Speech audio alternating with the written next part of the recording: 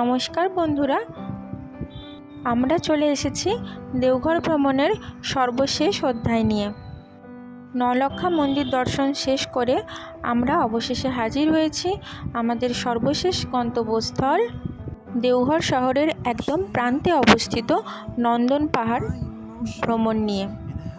নন্দন পাহাড়টি উচ্চতায় বেশি না হলেও এখানে বড় ছোট বিভিন্ন মানুষজনের দেখার মতন ভীষণ আকর্ষণীয় বিষয়বস্তু রয়েছে। তার মধ্যে উল্লেখযোগ্য হলো এখানে একটি হ্রদ রয়েছে, এছাড়াও রয়েছে একটি প্রাকৃতিক পরিবেশে ঢাকা সুন্দর পার্ক, মন্দির ও কয়েকটি স্থাপত্য ভাস্কর্য। মহাদেবের সহচর নন্দীর নাম অনুসারে এই পাহাড়ের নাম হয় নন্দন পাহাড়, আর এটা সেই নন্দীর মূর্তি। এবার চলুন তাহলে হাঁটতে হাঁটতে আপনাদের এই পাহাড়ের ইতিহাস সম্পর্কে কিছু কথা বলি। কথিত আছে রাবণ একবার শিবের আলয়ে ঢুকতে চেয়েছিল, কিন্তু শিবের সহচর নন্দী সেই দ্বার রক্ষী হিসেবে সেখানে দাঁড়িয়েছিলেন। তাই ঢোকার পথেই নন্দীর সাথে রাবণের খুব বচসা বাঁধে। তখন রাবণ ঢুকতে না পেরে নন্দীকে এই পাহাড়ের উপর ছুঁড়ে মারেন। তখন থেকেই পাহাড়ের নাম হয়েছে নন্দন পাহাড়।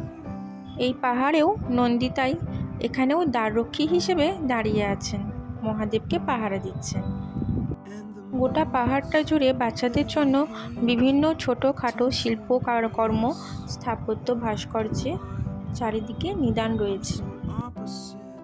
আমাদের সর্বশেষ ভ্রমণস্থল যেহেতু এই পাহাড়টা ছিল, তাই পৌঁছতে প্রায় সন্ধে হয়ে গিয়েছিল। এই পাহাড় থেকে সূর্যোদয় এবং সূর্যাস্তের দৃশ্য অপূর্ব লাগে।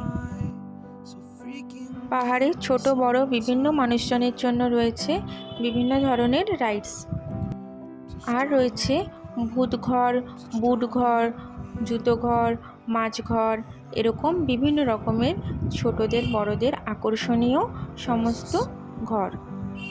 তো আপনারাও আমাদের সাথে চলুন ভূতঘরের রোমাঞ্চকর দৃশ্য উপভোগ করার জন্য।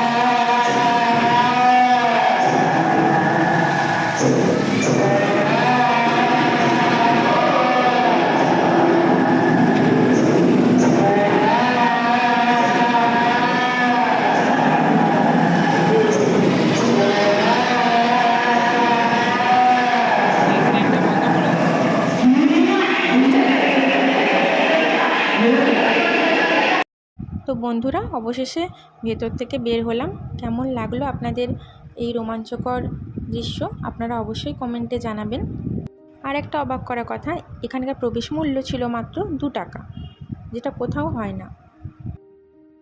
বহুদিন রক্ষণাবেক্ষণের অভাবে এখানকার কোনো রাইডস আবার অচলাবস্থায় পড়ে রয়েছে। যেমন এখানের বুটঘর, আয়নাঘর, মাছঘর, এই সমস্ত কিছুও অচলাবস্থায় পড়ে রয়েছে।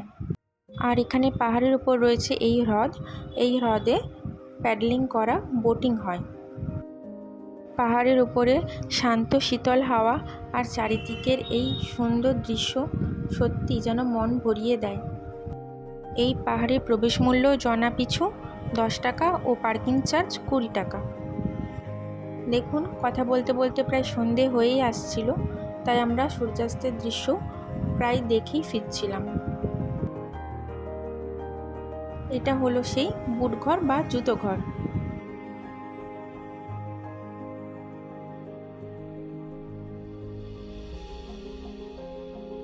আর পাহাড়ের উপরে রয়েছে একটি মহাদেবের মন্দির ও একটি নন্দী মন্দির। আমাদের ভিডিওটা কেমন লাগলো লাইক কমেন্ট শেয়ার সাবস্ক্রাইব করে কিন্তু অবশ্যই জানাবেন। ধন্যবাদ।